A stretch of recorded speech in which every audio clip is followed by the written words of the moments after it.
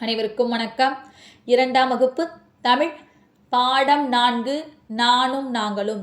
இந்த பாடத்தில் எழில் அப்படிங்கிற சிறுவன் அவனை பற்றியும் அவனோட இருக்கிறவங்க அவனை எப்படி அழைப்பாங்க அப்படிங்கிறதையும் அவன் என்னென்ன பண்ணுவாங்கிறதையும் சொல்கிறான். சரியா, பார்க்கலாமா?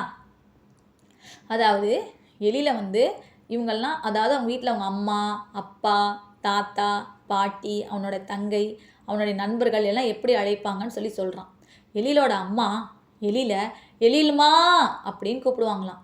எழிலோட அப்பா எழில எழில் குட்டி அப்படின்னு கூப்பிடுவாராம்.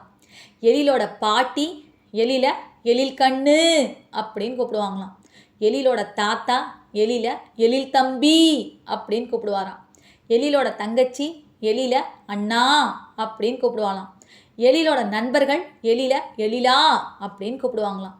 எவ்வளோ பேர் வச்சு கூப்பிட்றாங்களே எழில. உங்களையும் உங்கள் வீட்டில் இப்படி தானே பேர் வச்சு கூப்பிடுவாங்க செல்லம்மா. இங்கே பாருங்க, எழில் என்ன பண்ணுவான்னா, எப்போவுமே எந்த விஷயமா இருந்தாலும் முதல்ல என்ன பண்ணுவானா, அவங்க அம்மாட்ட தான் போய் சொல்லுவானா.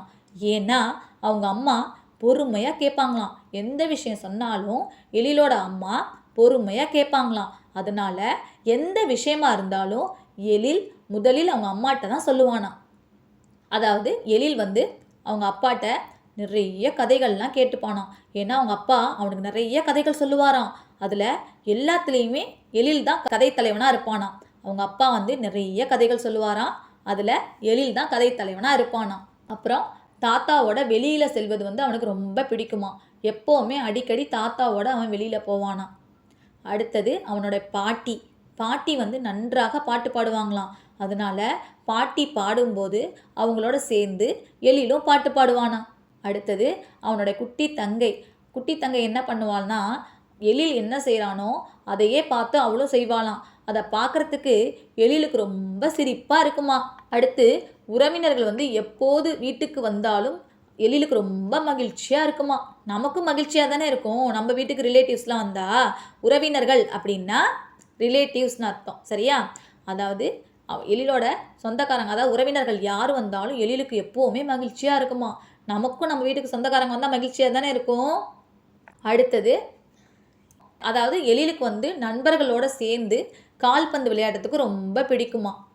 எழிலுக்கு பார்த்திங்கன்னா, அவன் ஒரு செல்ல நாய்க்குட்டி வச்சுருக்கான். அந்த நாய்க்குட்டி எப்போ பார்த்தாலும் எழிலையே சுற்றி சுற்றி வருமா.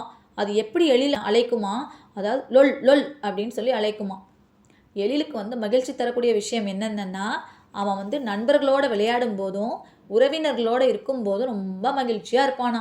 நீங்கள்லாம் எப்போ மகிழ்ச்சியாக இருப்பீங்க அப்படின்னு சொல்லிட்டு கேட்குறான். நம்மளும் நம்ம நண்பர்களோடு இருக்கும்போதும் உறவினர்களோடு இருக்கும்போதும் நம்மளும் மகிழ்ச்சியாக தானே இருப்போம்.